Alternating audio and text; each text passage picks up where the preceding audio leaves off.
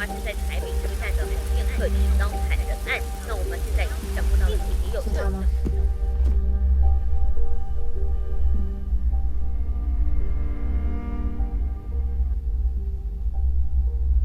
她是我前女友。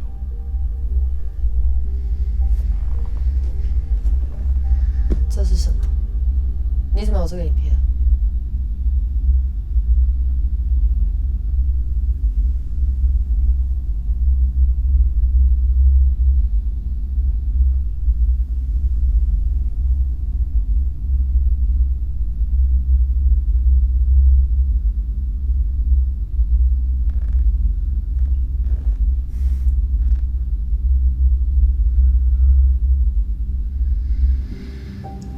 你们还是搞不懂啊。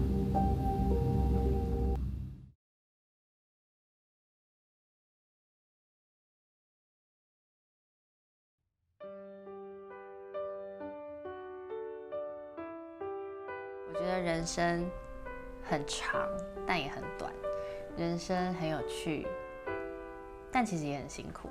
你可能会对于未来的世界、未来的自己感到迷惘。就也别想成功还是失败，也别想对还是错，反正就去做。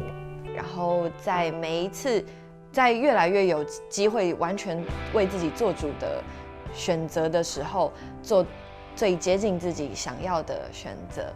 就是青春这件事情呢，你不知道它什么时候会逝去。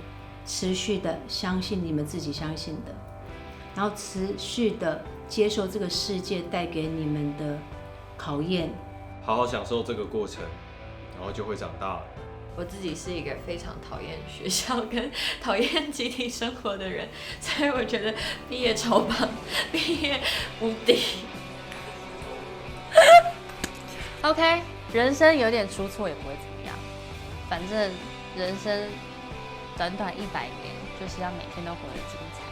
无论怎么样，做你自己就是最青春的自己，你的人生就会永远都很青春，永远都不会有结束的一天。